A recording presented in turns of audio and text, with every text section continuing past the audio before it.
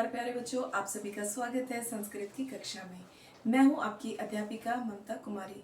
बेटा, ये आपकी बुक है 6th स्टैंडर्ड की। ओके, इसका 4th चैप्टर है धातु क्रिया परिचय। ओके, धातु क्रिया परिचय क्या होता है, आइए हम देख लेते हैं। ओके चिल्ड्रन, जिस शब्द से कार्य के करने या होने का बोध हो उसे हम क्या कहते हैं, क्रिया कहते हैं।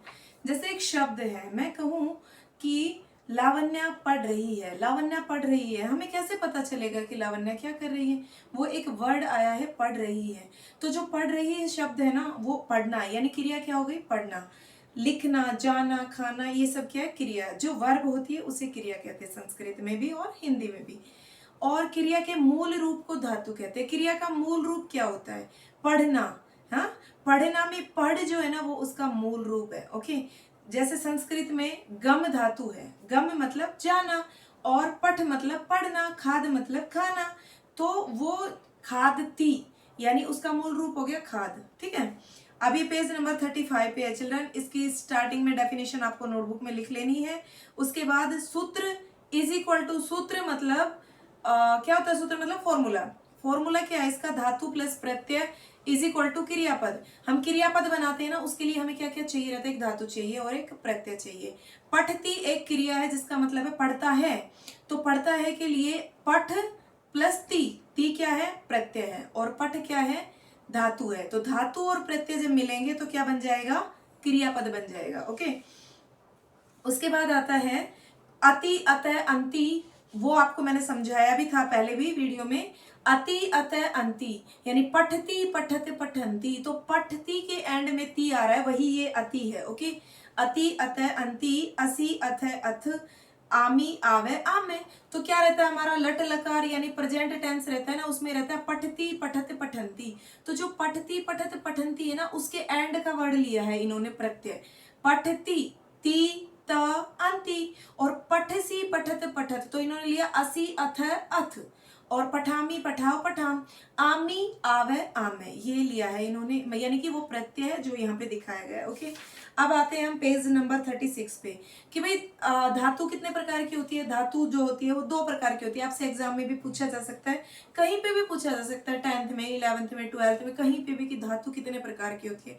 धातु 2 प्रकार की होती है, एक होती है परिवर्तनशील और दूसरी होती है अपरिवर्तनीय या फिर अपरिवर्तनशील। अब परिवर्तन मतलब जिसमें बदलाव आ सके, उसे हम धातु कहते हैं। तो जो ये येलो बॉक्स है ना आपके बुक में 36 पेज पे, ये अपनी नोटबुक में लिख लेना है, क्योंकि जो अभी एक्सप्लेन किया है ना वही चीजें हैं ये। तो एक बार और लिखोगे तो अच्छा रहेगा, आपको याद भी रहेगा और वो होना चाहिए मेंशन नोटबुक में। संस्कृत में कितने वचन होते हैं, 3 वचन होते हैं। और जो क्रिया होती है उसके कितने वचन होते हैं, 3 वचन होते हैं।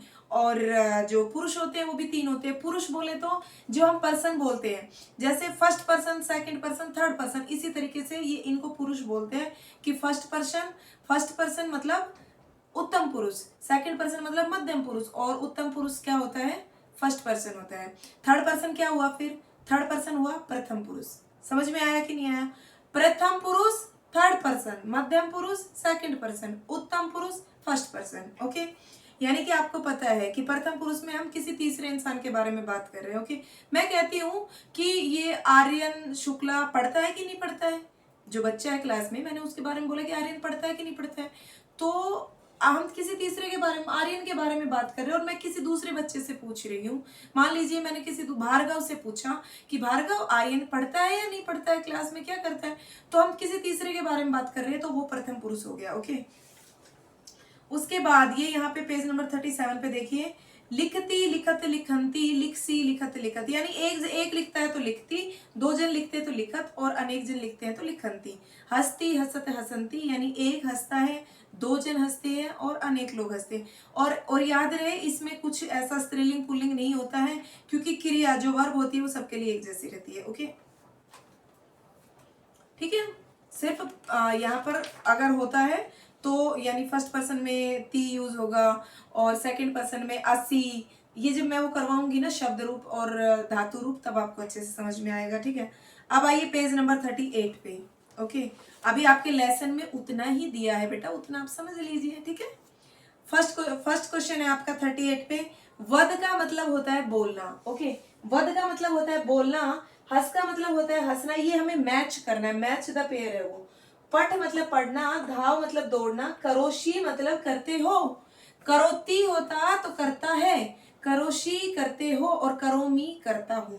ठीक है, और फिल इन द ब्लैंक आते हैं। तो अभी ये ऑप्शन में रहेंगे। अब आपको बताना है, अभी देखो मैंने अभी आपको बताया था पठती पठत पठंती, खादती खादते खादंती, यानी कि ये क्या, एक वचन, द्विवचन, बहुवचन। तो आपको ये भी सीखने को मिलेगा कि ये वैसे तो सर्वनाम है, वैसे जैसे ही का प्रयोग करते हैं ना, वह एची ही, जिसका मतलब होता है वह, तो ये एक सा का मतलब होता है ही। ठीक है, जो कि पुल्लिंग है और विसर्ग लगा हुआ है। हाँ, ये नहीं चेंज होगा। यहाँ पर हम स्त्रीलिंग, अगर शी लिखना होता है SHE, तो यहाँ पर हम सा लिखते, और ये तऊ, तऊ मतलब वे दोनों, और ते मतलब वे सब। ठीक है, आइए अब क्वेश्चन नंबर 3 पे देखिए। वह दौड़ता है, स धावती। बेटा अगर हम कहते हैं, अगर मान लीजिए मैं कहती हूँ कि स दौड़ता है, नहीं, मैं कहती हूँ कि वह दौड़ती है, तो यहाँ पर हम सा कर देंगे बस, सा धावती। वे सब हंसते हैं, यानी कि वे सब हंसते हैं का क्या मतलब है कि वे सब हंसते, ते हसंती। मैंने यहाँ पे यही तो समझाया था कि वे सब के लिए ते आएगा, कि वे सब खेलते हैं, बहुवचन है। वे दोनों खेलते हैं, तऊ, यहाँ पे भी वैसा ही है, तऊ पठत, वे दोनों पढ़ते हैं।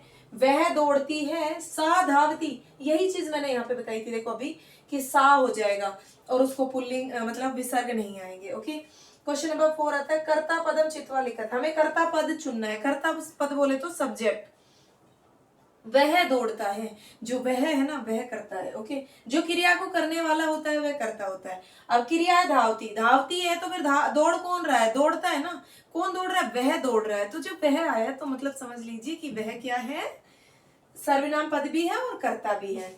सा वदती, वह बोलती है, ते पठंती, वे पढ़ते हैं, तऊ हसत, वे सब हंसते हैं, और ये कर्तृपदानी। स गच्छति, जो क्वेश्चन नंबर 5 है, देखिए पेज नंबर 39 पे क्या है, गच्छति, तो इसके साथ आपको कर्ता ऐड करना है। अब आप सा भी लिख सकते हो और स भी लिख सकते हैं। हमने लिखा स गच्छति, अब यहाँ गच्छत है तो द्विवचन है, तो आपको देखना ये है कि तऊ आएगा। ओके, यहाँ पर तऊ आएगा। ते पठंती, वे सब पढ़ते हैं, सा लिखती, वह लिखती है, ते पठत, वे सब पढ़ते हैं, और वे दोनों पढ़ती हैं। ये चीज ध्यान देने योग्य है। देखो यहाँ पर तो आप कहोगे मैम यहाँ पे भी तो ते आया है, तो यहाँ पे क्यों पठंती है और वहां पे क्यों पठत है। देखिए बच्चों, क्योंकि ये स्त्रीलिंग, ये तो स्त्रीलिंग है और ये पुल्लिंग है। पुल्लिंग में ते बहुवचन होता है और स्त्रीलिंग में ते द्विवचन होता है, इतना याद रखना। स्त्रीलिंग में ते द्विवचन में आता है और पुल्लिंग में दे बहुवचन में आता है। अब हम कैसे पहचानेंगे कि ये बहुवचन है या द्विवचन है, हम इससे पहचानेंगे, इससे। पठत तो द्विवचन होता है ना, पठती पठत पठंती, देखो हमने लास्ट लेसन में भी पढ़ा था, पठती पठत पठंती, तो पठत है ना, तो बेटा ये इससे पहचानेंगे हम कि ये स्त्रीलिंग है। वे दोनों पढ़ती है।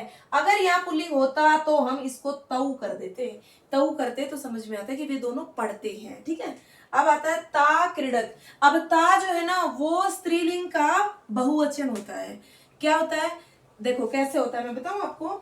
देखो जैसे सा तऊ ते, ये पुल्लिंग हो गया, सा ते ता, ये स्त्रीलिंग हो गया, सा एक वचन, ते द्विवचन, और ताहा बहुवचन। ओके, तत ते तानी, ये हो गया नपुंसकलिंग। बहुत इजी है बच्चों, और भी कुछ नहीं तो वहां पर आनी देख करके, पीछे आनी जुड़ा हुआ है तो आप समझ जाइए कि नपुंसकलिंग है, इसमें कुछ ऐसा ही प्लस होगा, या तो एतानी या तो तानी।